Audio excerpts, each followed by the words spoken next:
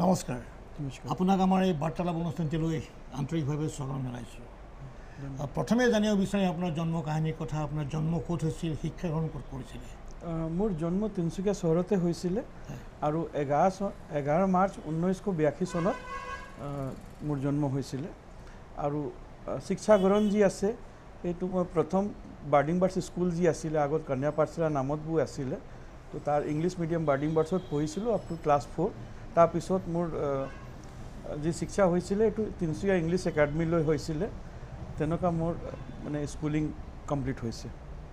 তাৰপিছৰ পৰ্যায়ৰ শিক্ষা গ্ৰহণ কৰিছিলোঁ তাৰপিছত মই নিজৰ যিখিনি গ্ৰেজুৱেশ্যন কৰিলোঁ সেইটো আপোনাৰ ইন্দিৰা গান্ধী অ'পেন ইউনিভাৰ্চিটিৰ পৰা কৰিলোঁ হয় জানিব বিচাৰিছোঁ আপুনিও যথেষ্ট সমাজৰ সেৱাৰ প্ৰতি আপুনি যথেষ্ট মানে সেৱা নিয়োজিত হ'ব বিচাৰিছে বা যথেষ্টকেইটা অনুষ্ঠানৰ লগত আপুনি জড়িত হৈ পৰিছে ইতিমধ্যে আমি জানিব পাৰিছোঁ বহুকেইটা সামাজিক অনুষ্ঠান এই সমাজ সেৱা কৰিবলৈ কাৰণে বা সমাজৰ লগত জড়িত হৈ সমাজৰ উন্নয়ন সমাজৰ বিভিন্ন উন্নয়নমূলক কামত জড়িত হ'বলৈ ৰাইজক সহায় সহযোগিতা আগবঢ়াবলৈ কাৰণে আপোনাৰ মনটো কি কাৰণে গ'ল একচুৱেলি মোৰ ছ'চিয়েল কামৰ কাৰণে মোৰ মনটো যায় কেলে আমাৰ ব্লাডতে আছে মোৰ ককা দেউতা যি আছিলে তেওঁ তিনিচুকীয়াৰ পৰা 10 বছৰ MLA আছিলে ককা দেউতা কোন আছিলে ককা দেউতা লেট ৰাধাকৃষ্ণ খেমকা তেওঁ 1957 পৰা 1967লৈ 10 বছৰ MLA থাকিলে কংগ্ৰেছ গভৰ্ণমেণ্টত তাৰপিছত 6 বছৰ তেওঁ TDS Tinsukia development authority chairman বনিলে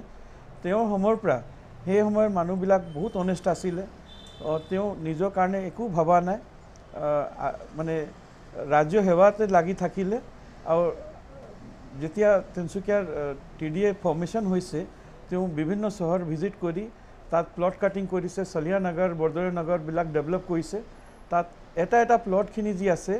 আমাৰ এজন অসমীয়া মানুহ বিচাৰি 2 টকা মাহেকীয়া ইনষ্টলমেণ্টত দি তেখেতক তাত বচাইছে কিন্তু নিজৰ কাৰণে আমি একো প্লট স্লট সেই সময়ত আমাৰ ককা দেউতা ৰখা নাই তো আমি ভাড়া ঘৰতে থাকি গ'লোঁ এতিয়া যোনটো ঘৰ আছে এইটো কি ঘৰ এইটো আমাৰ জালানৰ ডিব্ৰুগড় জালানৰ ঘৰ আছে আমি ভাড়াতে আছোঁ কিন্তু এতিয়া মাটিৰ দাম এনেকুৱা হৈ গ'ল যে আমি কিনিব নোৱাৰোঁ এনেকুৱা অৱস্থা কিন্তু বহুত বছৰৰ পৰা বহি আছোঁ আগত 2 টকা মাহেকীয়া ভাড়া আছিলে এতিয়া 200 টকা ভাড়া হৈ আছে সিমানত চলি আছোঁ আমি বাছ এইটো এটা খুব গুৰুত্বপূৰ্ণ কথা কৈছে তেখেতৰ ককা দেউতাক ৰাধাকৃষ্ণ খেমকা তেখেত তিনিচুকীয়াৰ 2 বছৰ একেধাৰে তেখেতে ইয়াৰ MLA আছিল 10 বছৰ MLA আছিল 10 বছৰ MLA আছিলে সেই সময়তে তিনিচুকীয়া ডেভেলপমেণ্ট অথৰিটি বিভিন্ন বৰদলৈনগৰ চলিয়ানগৰৰ বিভিন্ন প্লটবিলাক সেই সময়ত মাটিবিলাক চেয়াৰমেন বনোৱাৰ পিছত তেখেতে চেয়াৰমেন আছিলে নেকি 6 বছৰ চেয়াৰমেন বি আছে 6 বছৰ চেয়াৰমেনো আছিলে অথচ তেখেত বা তেখেতৰ মনটো এনেকুৱা বিশাল আছিলে মানে নিজৰ কাৰণে তেওঁ একো ভবাই নাছিলে আৰু ভবা নাছিল কাৰণে আজিৰ তাৰিখত তেখেতৰ নাতি নীতিন খেমকাই সেই তাহানি দিনৰ পৰা যিটো ভাড়াঘৰত আছিলে জালানৰ সেই ভাড়াঘৰত আজি তেখেতসকলে বসবাস কৰি আছে নিজাববীয়াকৈ এটুকুৰা মাটি বা সম্পত্তি কৰিব পৰা আজিৰ তাৰিখলৈকে তেখেতসকলে এইটো সম্ভৱপৰ হৈ উঠা নাই তাৰপিছত আমাৰ দেউতা যি আছিলে তেওঁ বি আমাৰ ককা দেউতা ৰাস্তাত চলিলে ছ'চিয়েল ৱাৰ্কত থাকিলে সমাজৰ কাৰণে ভাবিলে আৰু নিজৰ পৰিচয় সদায় এটা শিল্পী মানুহ হিচাপে দিলে যে মই এজন শিল্পী মানুহ নিজকে কেতিয়াও ব্যৱসায় মানুহ পোৱা নাই আৰু তেওঁ নামটো কৈ দিব শ্ৰী ৰাজু খেমকা তেখেতে এটা আমাৰ শ্ৰুতিশিল্পী সমাজৰ পৰা তেওঁ এটা উপাধি পাইছে শিল্পী প্ৰাণ বুলি তো তেখেতক আমি শিল্পী প্ৰাণ ৰাজু খেমকা বুলি আমি এটা নাম আমি পাইছোঁ তো তেওঁ সমাজৰ কাৰণে বহুতখিনি কৰি গ'ল আৰু অসমীয়া সমাজ মাৰোৱাৰী সমাজক মেল কৰাবৰ কাৰণে তেওঁ বহুত চেষ্টা কৰিলে এজ আ ব্ৰিজ হিচাপে কাম কৰিলে আৰু তেওঁ থকা সময়ত 80টা আলোচনী তেওঁ উন্মোচন কৰিলে তেওঁ নিজে লিখিলে কালেকশ্যন কৰিলে তাত কিছুমান আমাৰ অসমৰ ইতিহাস ৰাজস্থানৰ ইতিহাস সেইবিলাক মিলাই তেওঁ পাব্লিছ কৰিলে আৰু যিখিনি বয়সস্থ মানুহ আছে টাউনত যিখিনি মানুহ ঢুকাই গ'ল নাই আমাৰ লগত সিহঁতৰ ফটো কালেক্ট কৰি তাত শ্ৰদ্ধাঞ্জলি দিছে এইবোৰ কিতাপত তো সেইখিনি কিতাপ বহুতখিনি এনেকুৱা মানুহ আছে যাক মানে NRC সময়ত দিগদাৰী হৈছিলে কিন্তু সেই কিতাপখন আনি তেওঁ প্ৰমাণ কৰি দিলে যে মই ইয়াত ইমান বছৰৰ পৰা বাসিন্দা আছোঁ বুলি আৰু তেওঁ কোৰ্টৰ পৰা গ্ৰান্ট পাই গ'ল যে তেওঁ NRCত নাম ইনক্লুড হ'ব বুলি তো এনেকুৱা বি তেওঁ কিতাপৰ পৰা বহুতখিনি মানুহ মানে এটা পিআৰচি হিচাপে তেওঁ মানে প্ৰমাণ পাইছে তো সেইখিনি কথা তাৰপিছত ময়ো যি আছোঁ এতিয়া ব্যৱসায় কৰি আছোঁ কিন্তু ডালত যেনেকুৱা নমক লাগে সেই হিচাপে কাম কৰোঁ মই বি লুটপাট শিকা নাই যি হিচাপে মিনিমাম মাৰ্জিনত কাম কৰিব লাগে ইমানদাৰীৰ পৰা কাম কৰি আছোঁ আৰু মোৰ দেউতা জীয়াই থাকোঁতে সময়ত একেটা কথা কৈছিলে যে মোৰ জীয়াই থাকোঁতে বা মোৰ ঢুকোৱাৰ পিছত কেতিয়াও তুমি মোৰ নামৰ ওপৰত এটা দাগ নলগাব সেইটো সদায় চিন্তা কৰোঁ আৰু সেইটো চিন্তা কৰি মোৰ হাতৰ পৰা কেতিয়াও এনেকুৱা বেয়া কাম নহওক আৰু মই কেতিয়াও কৰিবও নিবিচাৰোঁ ইমানদাৰীৰ পৰা অলপ কষ্ট হয় অলপ টাইম আমাক লাগে ৰাইজ কৰিবৰ কাৰণে কিন্তু কষ্ট কৰি আমি নামটো বচাই ৰাখিছোঁ মানে মানুহৰ পইচাটো ইয়াতে থাকি যায় কিন্তু যি নাম থাকে সেইটো সদায় কাৰণে মানে মানুহ স্মৰণ কৰে তো সেইটোৱে মই বিচাৰোঁ যে এটা আমাৰ ইজ্জত যি নাম আছে সেইটো সদায় থাকি যাওক এটা কথা এইখিনিতে আমি স্বীকাৰ কৰিব লাগিব যে আজিৰ তাৰিখত এই সময়ত আজি এতিয়া দৰ্শকসকলৰ আগত তেখেতৰ ককাৰ মানে যিটো আদৰ্শ তেখেতে প্ৰতিষ্ঠা কৰিছিল সেই আদৰ্শত তেখেতেও পথ যাত্ৰা কৰি তেখেতে কষ্টৰ মাজতে হওক বা যিকোনো কষ্টৰ বিনিময়তে নহওক বা আত্মবলিদান বা অন্য বলিদানেই নহওক তেখেতে সেই কষ্ট ত্যাগ স্বীকাৰ কৰি হ'লেও তেখেতৰ ককা দেউতাক তেখেতৰ দেউতাকে দেখুৱাই দিয়া সেই আদৰ্শ বা সেই কথাখিনি তেখেতে মনত ৰাখি তেখেতে ব্যৱসায় বাণিজ্যত যিটো কাম কৰিব লাগে সেই পথেৰে তেখেতে যাত্ৰা কৰিছে ধাবিত হৈছে হয় মই এটা কথা এইখিনিতে জানিব বিচাৰিম তিনিচুকীয়াত ৰাজু খেমকা শিল্পীৰ প্ৰাণ ৰাজু খেমকা আচলতে তেখেতৰ প্ৰাণটো শিল্পীসুলভ প্ৰাণ মানে আমি যেতিয়া তেখেতক লগ পাইছিলোঁ মানুহজন অলপ অনন্য মানে ব্যক্তিত্বৰ মানুহ আছিল মানুহজন আপুনি কোৱাৰ দৰে মানে ব্যৱসায়তকৈ বেছি তেখেতে কৃষ্টি সংস্কৃতি জাতি জনগোষ্ঠীৰ লগত মিলা প্ৰীতি কৰি এটা সমন্বয়ৰ সংহতিৰ বাৰ্তা তেখেতে প্ৰেৰণ কৰিব বিচাৰিছিল আৰু তেখেতে অহোপুৰুষাৰ্থ কৰিছিলে এই দিশত আৰু বিশেষকৈ এখেতে কোৱাৰ দৰে মাৰোৱাৰী সমাজৰ অসমত যথেষ্টখিনি অৱদান আছে এইটো অনস্বীকাৰ্য আমি কাৰ কথা ক'ম আমি কানৈৰ কথাই ক'ম হনুমান বছ কানৈৰ কথাই ক'ম শিক্ষাৰ ক্ষেত্ৰত তেখেতে যিটো অৱদান দি থৈ গ'ল সেইটো অসম আৰু অসমীয়াৰ কাৰণে তাতকৈ আৰু এটা ডাঙৰ অৱদান হ'বই নোৱাৰে কৃষ্টি সংস্কৃতিৰ ক্ষেত্ৰত জ্যোতিপ্ৰসাদ আগৰৱালে যিটো অৱদান দি থৈ গ'ল তাতকৈ আৰু আমাৰ ক'বলৈ একো তাত ভাষাই নাই গতিকে তেনে এটা আদৰ্শৰে ধাবিত হৈ ৰাজু খেমকাও সেই কৃষ্টি সংস্কৃতিৰ পথাৰত তেখেতে ধাৱবান হৈছিল আৰু ব্যৱসায় বাণিজ্যক তেওঁ আওকাণ কৰি তেখেতে কৃষ্টি সংস্কৃতিৰ কাৰণে তেখেতে নিজকে আত্মনিয়োগ কৰিছিল ফলশ্ৰুতিতে তেখেতেও বহুত কষ্ট হয়তো তেখেতে নিজেও পাবলৈ বা তেখেতকৈ বেছি তেখেতৰ পৰিয়ালৰ লোকসকলে হয়তো পাবলগীয়া হৈছিল দেউতাই সময়ত আপুনি যেতিয়া সৰু আছিলে দেউতাই তেতিয়া ব্যৱসায়ত কি কৰিছিলে তেতিয়া মন দিছিলে নাই মই আমাৰ স্কুলীয়া দিনৰ কথা মানে মই যেতিয়া স্কুলৰ সময়ত আছিলোঁ তেতিয়া আমাৰ এটা আজাদ হিন্দ প্ৰেছ বুলি আছিলে সেই আজাদ হিন্দ প্ৰেছ 1945ত ইষ্টাব্লিছ কৰা আৰু সুভাষ চন্দ্ৰ বোছৰ পৰা তেওঁ এই আমাৰ তাত মানে নিউজ পেপাৰ উলিয়াইছিলে কাৰো ইয়া মাৰো do or die Subhash Chandra Bose যি আছে তেখেতে অপেনিং কৰা আমাৰ প্ৰিণ্টিং প্ৰেছ আছিলে খুব ঐতিহাসিক প্ৰেছ আছিলে আৰু অসমৰ ভিতৰত সেই সময়ত ট্ৰেডাল প্ৰিণ্টিং প্ৰেছ আছিলে অসমৰ ভিতৰত আমাৰ ওচৰত সব ৰকমৰ হিন্দী ইংলিছ অসমীয়া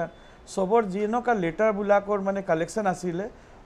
অসমৰ ভিতৰত কাৰো ওচৰত এনেকুৱা নাছিলে খুব ফেমাছ আছিলে তো আমাৰ এটা প্ৰিণ্টিং প্ৰেছ আছিলে এই প্ৰিণ্টিং প্ৰেছ আমাৰ ধৰক কিছুমান কাৰণে এইটো মানে ধৰক আপোনাৰ বন্ধ কৰিবলগীয়া হয় তাৰপিছত মোৰ দেউতাই যি আছে HMT ট্ৰেক্টৰৰ মানে এজেঞ্চি লৈছিলে ট্ৰেক্টৰে কিছুমান বাগান ভিজিট কৰি বহুতখিনি 32টা ট্ৰেক্টৰ বিক্ৰী কৰিছিলে তাৰপিছত ফাৰ্ষ্ট ৱাশ্বিং মেচিন তিনিচুকীয়াত আমাৰ দেউতাই আনিছিলে ৱাশ্বিং মেচিনৰ আমাৰ কাম আছিলে HMT সময়তে তাৰপিছত আমাৰ ডাঙৰ ঘৰ আছিলে এই ঘৰৰ মানে সৰু সৰু পাৰ্ট কৰি আগফালে দোকানৰ এটা টুকুৰা পিছফালে গোডাউনৰ এটা টুকুৰা আমাৰ দেউতা ভাড়াত সাবলেট কৰি যেনে তেনে আমাৰ জীৱন যাপন কৰিলে আমাক ডাঙৰ কৰি দিলে কিন্তু জীৱনত আমাক একো কষ্ট হ'বলৈ দিয়া নাই নিজে ফটা কাপোৰ পিন্ধিলে কিন্তু আমাক মানে ভাল ধৰি ৰাখিলে আৰু সদায় আমাক আমাৰ দেউতা জীয়াই থাকোঁতে কৈ থাকিলে যে মই তোমাক পেট কাটি কাটি পঢ়াই আছোঁ কিন্তু তুমি লোকে ফাঁকি নকৰিবা ভাল ধৰি পঢ়ি আগবাঢ়িবা তেনেকুৱা আমাৰ দেউতাই খুব ভাল ধৰণে আমাক মানে আগবঢ়াইছে তো মই কেতিয়াও নকওঁ আমাৰ দেউতা প্ৰাণ আছিলে আমি আৰু তেওঁ বহুত ভাল ধৰণে আমাক আগবঢ়াইছে সঁচাৰ্থত ৰাজু খেমকা শিল্পীপ্ৰাণ ৰাজু খেমকা এজন মহান ব্যক্তি আছিলে এজন উদাৰ মনৰ ব্যক্তি আছিলে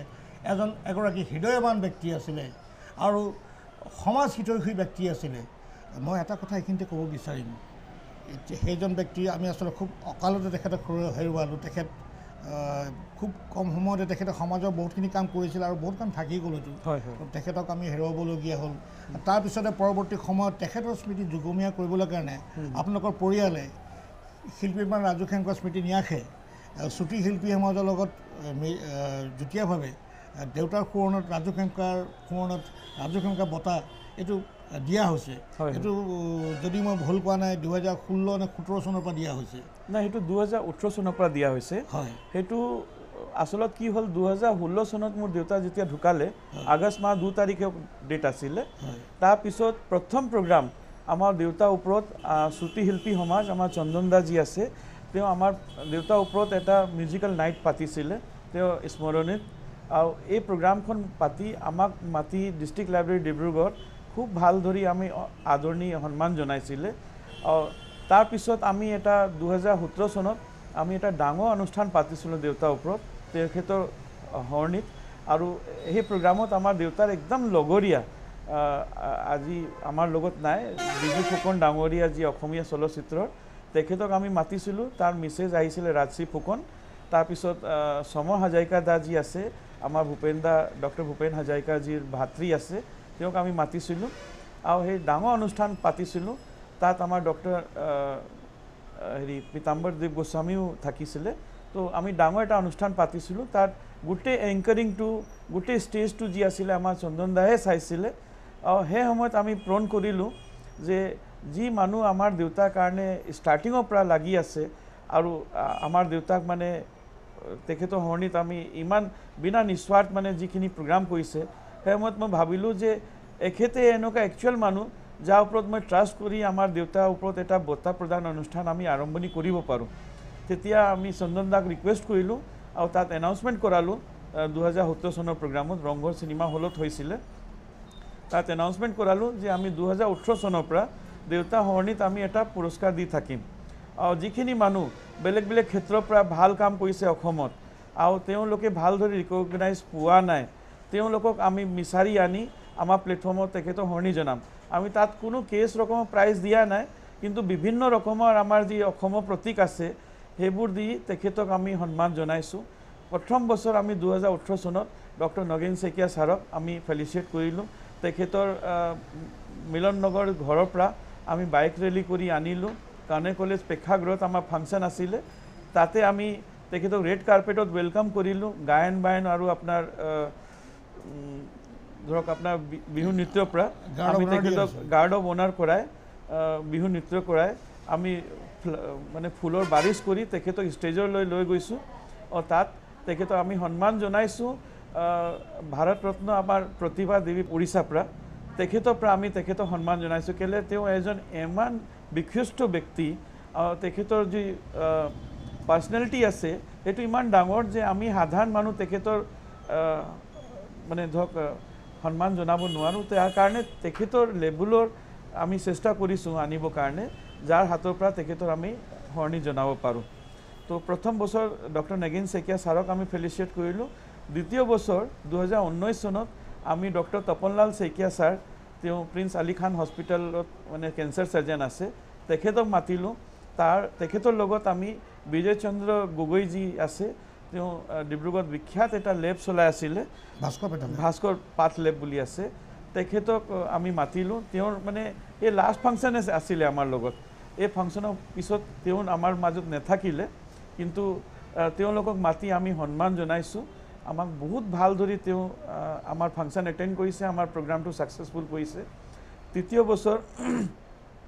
2020 চনৰ কথা যেতিয়া কৰোনা আহি গৈছিলে কৰোনাৰ কাৰণে আমি এই প্ৰগ্ৰামখন আগবঢ়াব নোৱাৰিলোঁ কেলে তাত এটা ৰেষ্ট্ৰিকশ্যন আছিলে 40-50 জন মানুহৰ তো 2020-21ত আমি পাতিব নোৱাৰিলোঁ 2022 চনত আমাৰ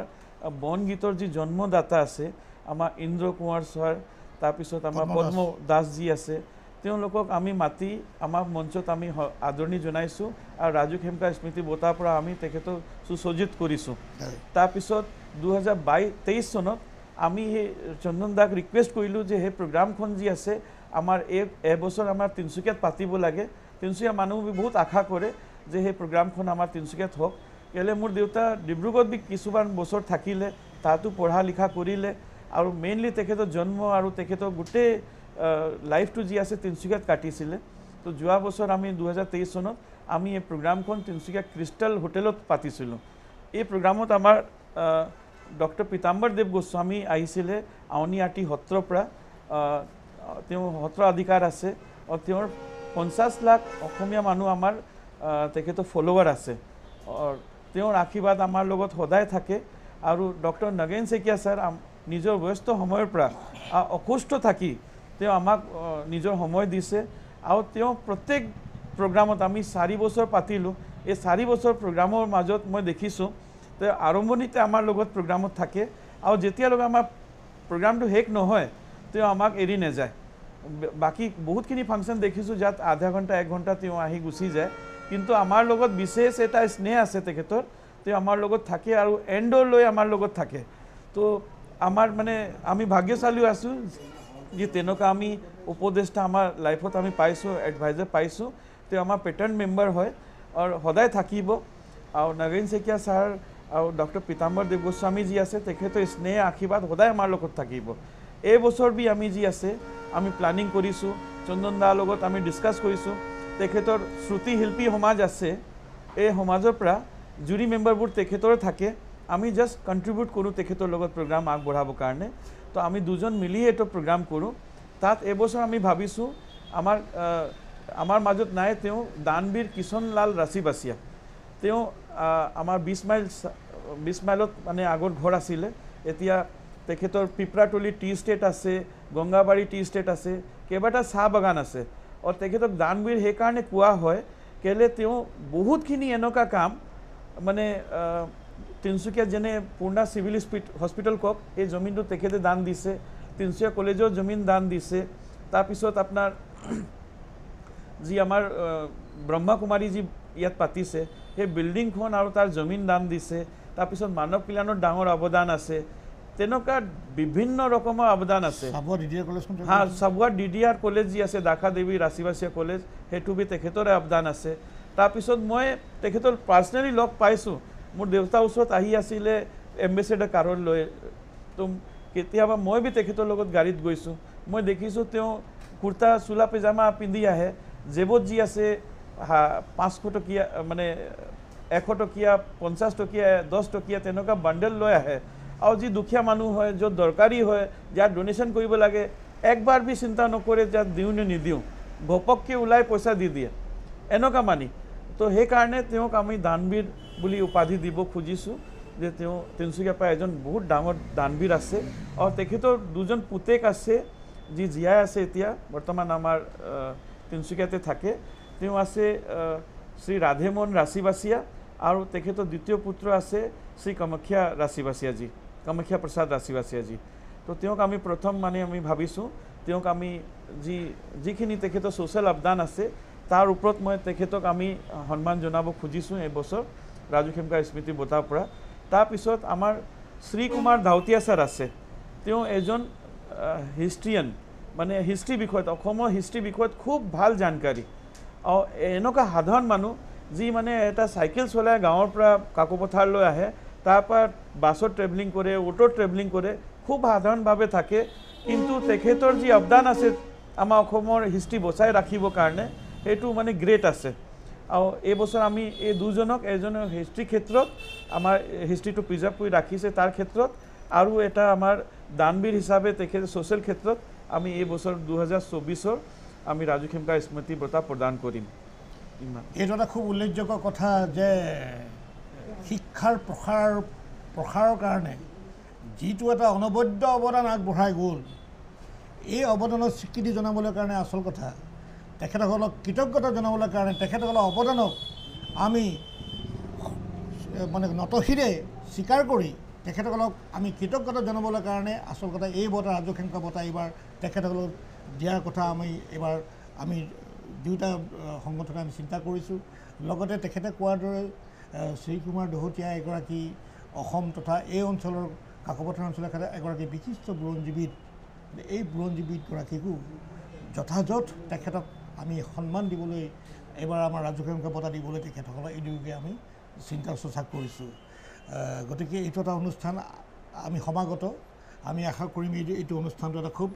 যোৱা কেইটা বছৰ যি ধৰণৰ হৈ গৈছে এই বছৰো হৈ যাব নিশ্চয় কাৰণ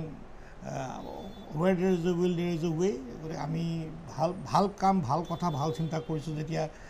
ৰাইজৰ আশীৰ্বাদ ভগৱানৰ আশীৰ্বাদ নিশ্চয় আমাৰ লগত থাকিব নিশ্চয় নিশ্চয় থাকিব এইখিনিতে মই আৰু এটা কথা সুধিব বিচাৰিছোঁ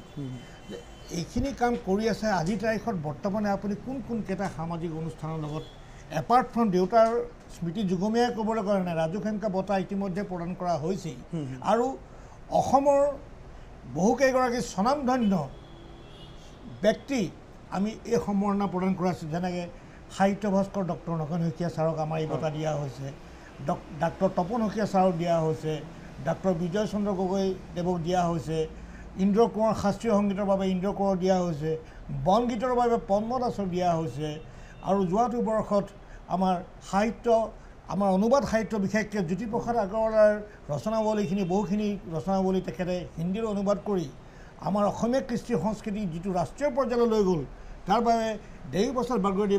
বাগৰদীয়া দেৱক আমি ৰাজুক হেমকা বঁটাৰে সন্মানিত কৰিছিলোঁ বিশিষ্ট যন্ত্ৰ বিজ্ঞানী সুৰেণ বৰুৱাদেৱক পানীতোলাৰে তেখেতক ৰাজুক হেমকা বঁটাৰে সন্মানিত কৰা হৈছিল কাৰণ যোৱা দুটা বছৰ 20 চনৰ 21 চনত যিহেতু আমাৰ এই বঁটা দিয়া হোৱা নাছিল গতিকে যোৱাটো বৰ্ষত তিনিগৰাকীক দিছিলোঁ আৰু এগৰাকী ব্যক্তিৰ ডিব্ৰুগড়ৰ ৰাধেশ্যাম গোয়েংকা বৃক্ষ মানৱ tree man of India Dibrugarh অঞ্চলত প্ৰায় 10,000ৰ অধিক গছ তেখেতে ৰুইছে আৰু ডিব্ৰুগড় চহৰত বিশেষকৈ আপুনি কোৰ্টৰ সন্মুখেদি আহিলে বা জ্যোতিনগৰ সেই অঞ্চলটোত যদি কোনোবাই অহা যোৱা কৰে সেইচপুৰৰ ৰাস্তাটো কোনোবাই যদি অহা যোৱা কৰে যিমানবিলাক বৃক্ষ তাত দেখিব ইমান ধুনীয়া ধুনীয়া গছ কৃষ্ণচূড়া গছবিলাক চব ৰাধেশ্যাম গোয়েংকাই তেখেতেই ৰোপণ কৰা সেইগৰাকী মহান ব্যক্তিক ৰাজুক হেমকা বঁটা দিয়া হৈছিলে এইটো এটা খুব ভাল কাম হৈছে বুলি মনে কয় কাৰণ ৰাইজে কৈছে এটা ভাল কাম হৈছে বুলি হয় আপুনি এইবিলাক কাম কৰি থকাৰ পিছতো আমি গম পাইছোঁ যে আপুনি আৰু অন্যান্য কেইবাটাও সামাজিক অনুষ্ঠানৰ লগত ব্যৱসায় বাণিজ্যৰ মাজতো আপুনি জড়িত হৈ পৰিছে অকণমান মানে ধৰক এতিয়া কিছুমান সংগঠন আছে যেনে আমাৰ মাৰৱাৰী যুৱা মঞ্চ আছে হয় মাৰৱাৰী সন্মিলন আছে হয় এতিয়া নতুনকৈ আমি পাতিছোঁ স্মাইল তিনিচুকীয়া বুলি এইটো অলৰেডি ডিব্ৰুগড়ত অলৰেডি মানে এক্সিষ্টিং আছে 5 বছৰৰ পৰা তেখেতে কাম কৰি আছে বহুত ধুনীয়া কাম কৰি আছে তো এই বছৰ আমি এজ এ ফাউণ্ডাৰ হিচাপে মই তিনিচুকীয়াত তাত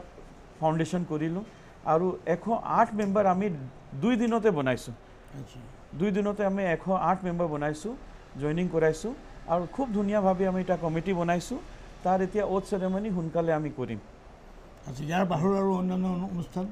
ইয়াৰ বাহিৰৰ মানে মই আপোনাৰ কিছুমান ধৰক আমাৰ যি নিবনুৱা মা ভাৰতী NGO লগত বি মই জড়িত আছোঁ তেখেতৰ ফাউণ্ডাৰ হিচাপে বি মই আছোঁ তাৰপিছত কিছুমান আমাৰ যি সংগঠনৰ কিছুমান ল'ৰাকেইটা আছে যি ৰাস্তা ভটকি যায় যিখিনি ল'ৰা ধৰক আপোনাৰ নিবনুৱা আছে যিখিনি নিজে ব্যৱসায়ৰ বিষয়ত একো নাজানে তেনেকুৱা ল'ৰাবিলাকক বি মই ট্ৰেইন কৰি মই মেইন ষ্ট্ৰীমত আনি আছোঁ তেখেতক ব্যৱসায় শিকাই তেখেতক এতিয়া ছাকচেছফুল বিজনেছমেন বি হৈছে তাৰ মাজত কিছুমান তেনেকুৱা এজন উল্লেখযোগ্য ব্যক্তি হৈছে আমাৰ বৰগুৰি অঞ্চলৰ আমাৰ DC অফিচৰ সন্মুখৰ NC ফাৰ্ণিচাৰ নৱজ্যোতি গগৈ তেখেতে আজিৰ তাৰিখত এটা সুন্দৰ বৰ বৃহৎ আকাৰৰ তেখেতে শ্ব'ৰুম তেখেতে তাত প্ৰতিষ্ঠা কৰিছে NC ফাৰ্ণিচাৰ সেই NC ফাৰ্ণিচাৰৰ মূল ব্যক্তিজন যিজন ব্যক্তিয়ে তেখেতক অনুপ্ৰেৰণা যোগাইছিলে তেখেতক উৎসাহিত কৰিছিলে ফাৰ্ণিচাৰ কৰিবলৈ কাৰণে ব্যৱসায় কৰিবলৈ কাৰণে সেইজন ব্যক্তি আমাৰ কাষতে বহি আছে নীতিন খেমকা তেখেতক উৎসাহিত কৰিছিলে আৰু তেনেকুৱা বহুকেইজন ব্যক্তি আছে যি ব্যক্তিক নীতিন খেমকাই নিজৰ ব্যৱসায় বাণিজ্যৰ বিষয়ে তেওঁলোকক অৱগত কৰি তেওঁলোককো ৰাস্তা দেখাইছে উৎসাহিত কৰিছে তোমালোকে এইটো কাম কৰা এনেকৈ ধৰণে কৰা তেনেধৰণে কৰা আৰু তাৰে মাজৰ বহুকেইজন ইতিমধ্যে সফল হৈছে হয় আপোনাৰ ভৱিষ্যত পৰিকল্পনা আৰু কি আছে মোৰ ইমানেই আছে যে আমাৰ যিখিনি ল'ৰাখিনি আছে আমাৰ একে সমাজৰ ল'ৰা আমাৰ অসমীয়া ল'ৰা চব আমাৰ সমাজৰ ল'ৰা আৰু যিখিনি ল'ৰা ধৰক দম দি চান্দা উঠায় যিখিনি কৰে আমি ভাবোঁ মই চবকে ৰিকুৱেষ্ট কৰোঁ যে তেখেতক গভৰ্ণমেণ্টে এতিয়া ইমানখিনি স্কিম উলিয়াইছে লোন লোৱা ইমান ইজি আছে তো মই তেখেতক সম্পূৰ্ণৰূপে গাইড কৰিব পাৰোঁ কি হিচাপে তেওঁলোকে ব্যৱসায়ত আহিব পাৰে কি হিচাপে লোন উঠাই নিজৰ ব্যৱসায় কৰিব পাৰে আৰু এজন সফল বিজনেছমেন হ'ব পাৰে তাৰ মানে চিন্তাত মই আগবাঢ়িব খুজিছোঁ আৰু ৰাস্তা দেখাব খুজিছোঁ যোনে আহে মোৰ ওচৰত মই কাকো না নকৰোঁ মোৰ ডিক্সনেৰীতে কোনো ন বুলি শব্দ নাই মই যি পাৰোঁ এটা হাতৰ উত্তৰ দি পঠিয়াওঁ তেনেকুৱা মোৰ মানে সদায় এম থাকে এনেকুৱা এটা সুন্দৰ কথা কৈছে